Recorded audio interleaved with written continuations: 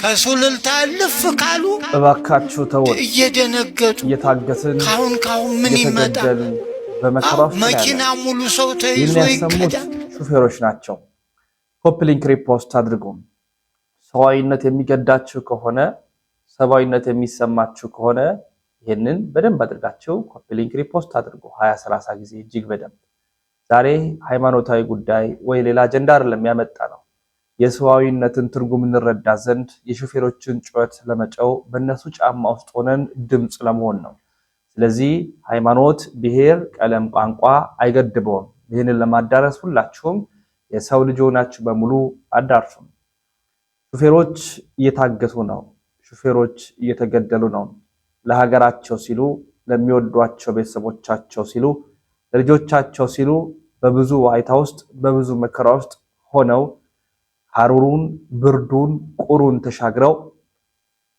ህይወትን ቀለል አድርገው ለመኖር የተሻለ ህይወት ለቤተሰቦቻቸው እንዲሁም ደግሞ የተሻለ ስራ ሰርተው ለሀገራቸው ለመትረፍ ሲሉ በብዙ የሚጣጣሩት ሹፌሮች ዛሬ የህልውና ትግል ላይ ይገኛሉ ድሮ ይህ መንገድ አደጋ አለው ቁልቁለት ነው አቀበት ነው ዳገት ነው እባክህ ተጠንቀቅ መኪናን ፈትሽ አደጋ እንዳይመጣብህ የሚል ነበር ስጋቱ አሁን የመጣው ስጋት ግን የመኪናው አቀበት ቁልቁለት ዳገቱ ሳይሆን እነሆ ሽፍቶች አሉ በዛ መስመር እንዳትሄድ በዚህ መስመር ትታገታለህ በዚህ መስመር ተኩስ ይከፈትብሃል እባክህ ተጠንቀቅ የሚል ሆኗል ስጋቱ ድሮ መንገድ ነበር የሚፈራው አሁን የሚፈራው ሰው ሆኗል አሁን ባለቤቷ ባሌ መጣ ወይ ልጆች አባታችን መጣ ወይ ብለው አማትረው ያሉ አሁን ግን ደውለው በሰላም ደረስክ እንዴት ሆንክ መንገዱ ሰላም ነው አደጋ አልተፈጠረብም የሚል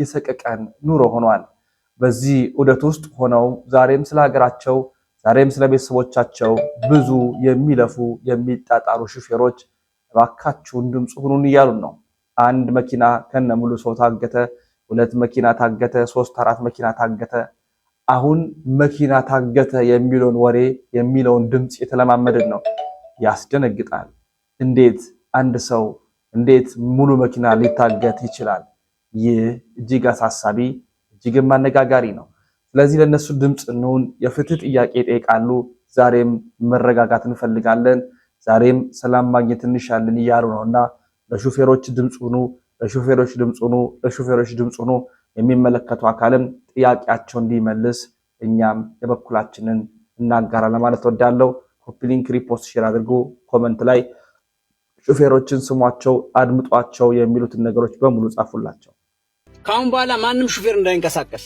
ማንም ሹፌር ሞተር እንዳያስነሳ ብል ወዲያው አሳመጽክ ምናምን አረክ ተብዬ ወላ ልታሰር ይችላል ለምንድን ነው ውስጥ ለውስጥ የሆነ ነገር ማድረግ አለብን ካልሆነ በቃ እኛ ሹፌሮች እኔ ምንም እንደዚህ አይነት ነገር አላስብም እኔ 25 ዓመት ያገለገልኩለት ሙያ ነው እንኳን ብታሰርለት አይደለም በሞተስ ምን ችግር አለ ድፍን የኢትዮጵያ ሹፌር ብቻ ይወቅልኝ ይሄን ነገር የኢትዮጵያ ሹፌሮች ጠቅላላ ብቻ እወቁልኝ እንጂ ችግር የለው እኛ ሁላችንም ሹፌሮች ሁላችንም ያማከለ ነው ይሄ ነገር የሰያ አይነት አስተሳሰብ ነው የምናስበው እኛ አመጽና አናቅ ፖለቲካን አናቅ ታንኮልም አናቅ ለምንድን ነው የምንገደለው ለምንድን ነው መፍትሄ የማይመጣው ለምንድን ነው ወደ ገደለው ማንገባ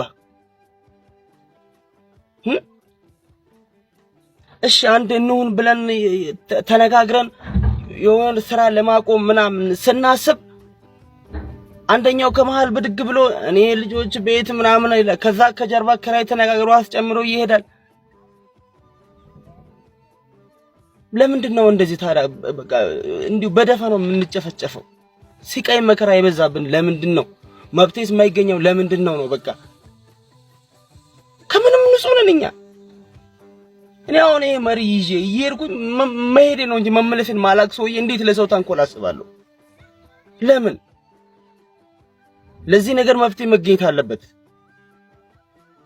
አለቀን እኮ ወገን ካሁን በኋላ እነ መርጦ አልቃሾች በኦሮሚያ ክልል ዙሪያ በገብረ ጉራቻ ለሚታገተው እገታ በየቀኑ ለሚሞተው ንጹሃን ለሹፌሮች ማን ነው ድምጽ የሚሆናቸው እስከ መቼ ነው ይሄን ነገር ዝም የምንለው እስከ መቼ ነው ዝምታን የምንሰማው ምን እየሆነ ነው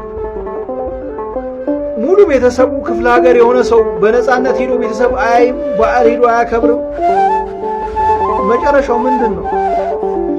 ማን ይሄንን አካል የሚያስቆም? በእውነት አጋጩ አካል ጠፍቶ ነው ሳይታወቅ ቀርቶ ነው?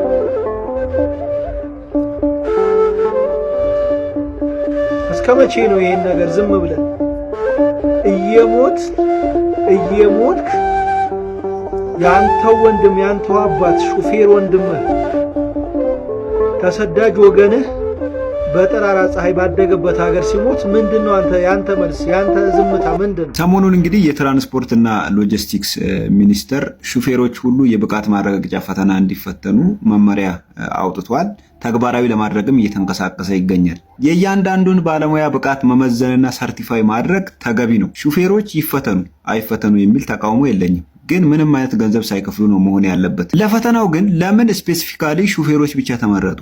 አዎ በብዙ ፐርሰንት የመኪና አደጋ የሚደርሰውና የሰዎች ህይወት የሚያልፈው ሹፌሮች ብቃት ማነስ ምክንያት ነው እናውቃለን። ለዛም ተፈትነው ሰርቲፋይ ቢሆኑ ጥሩ ነገር ነው። ግን በአመራሮቻችንም የብቃት ማነስ በአብዛኛው የሀገራችን ክፍሎች ብዙ ሰዎች እየሞቱ ይገኛል። አመራሮቻችን የሊደርሺፕ ብቃት ስለሌላቸው በእነሱ የሊደርሺፕ ብቃት ማነስ ምክንያት ብዙ ሰዎች ሞተዋል፣ እየሞቱም ነው። ብዙ ሰዎች ተፈናቅለዋል፣ እየተፈናቀሉም ነው። ብዙ ሰዎች ሀብትና ንብረታቸው ወድሟል፣ እየወደመም ነው። ስለዚህ መፈተን ከሆነ ሁሉም ሴክተር ላይ ያለው ባለሙያ፣ ሁሉም ሴክተር ላይ ያለው አመራር ሚኒስትሮችንም ጨምሮ ሁሉም የብቃት ማረጋገጫ ፈተና ይፈተኑና ሰርቲፋይ ይደረጉ። ለቦታው የማይመጥኑ ከሆነ ከቦታው ይወገዱ። ምክንያቱም በሹፌር ብቃት ማነስ ምክንያት ሰዎች ይሞታሉ። ኦፍ ኮርስ በአመራሮች ብቃት ማነስና አለመቻልም ምክንያት ብዙ ሰዎች እየሞቱ ነው። አሁን ሳወራ ስለ ሹፌሮችና ስለ አመራሮች ብቻ አይደለም እያወራሁ ያለሁት። ሁሉም የሙያ ሴክተር ላይና ሁሉም የአመራር ስልጣን ላይ ያሉት ባለስልጣናት ይፈተኑና ሰርቲፋይ ይሁኑ። ገንዘብ ለመሰብሰብ ተብሎ ሹፌሮችን ብቻ ለይቶ ቪክቲም የማድረግ አካሄድ ትክክል ነው ብዬ አላስብም። አመራሮቻችንም ሚኒስትሮችንም ከላይ ጀምሮ እስከታች ይፈተኑና ሰርቲፋይ ይሁኑ። ሰዎች እየሞቱ ያሉት አደጋ እየደረሰ ያለው በሹፌሮች ምክንያት ብቻ አይደለም። ሹፌሮች የሚያሽከረክሩት መኪና የነሱ ብቃት ካነሰ ሊገለበጥ ይችላል፣ ሰዎች ይሞታሉ።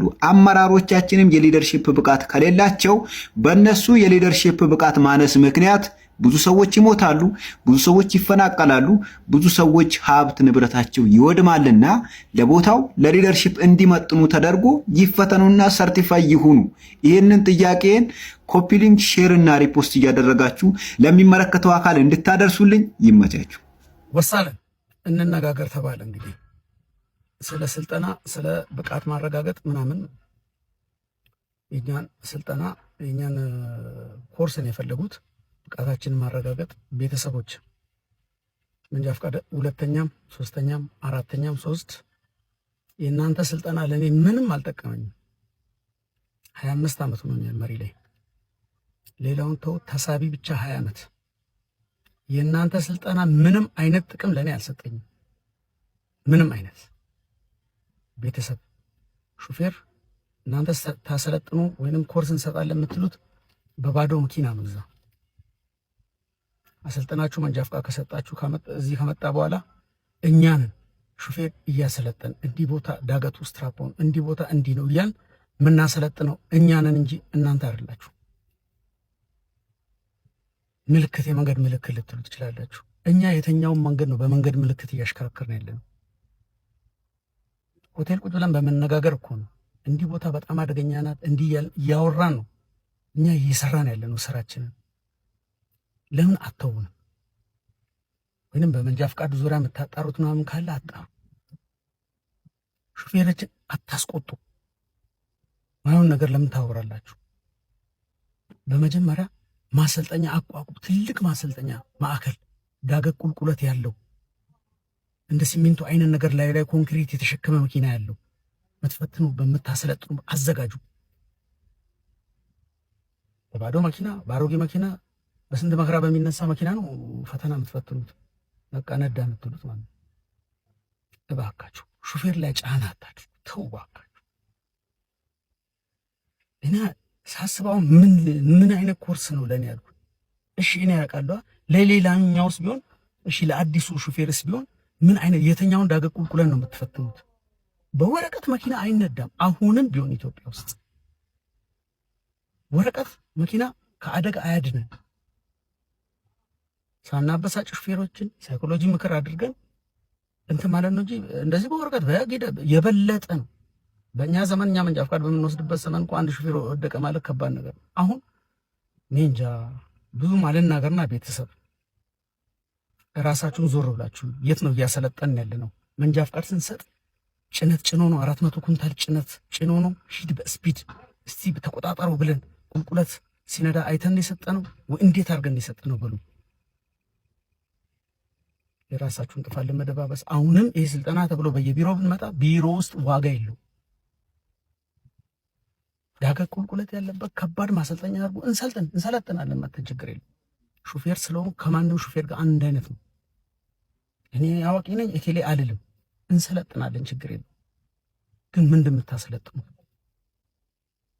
መንገድ ምልክት ከሆነ መንገድ ምልክት መጀመሪያ ተከሉ። እስቲ ምልክቶችን ተከሉ። እኛ መስመር ላይ እንደዚህ የሚለውን የትራፊክ እንትን ነው እያየን መንገድ የምንቆጣጠረው፣ ወይም ብልጭ የምትለዋን ማብራት ነው የምናየው። ከባድ ቦታ። እባካችሁ ክብር ለሹፌሮች ስትናገሩ አንደበታችሁ ያው ሹፌሮችን በማስተባበል ነው። ወሳለም ብያለሁ።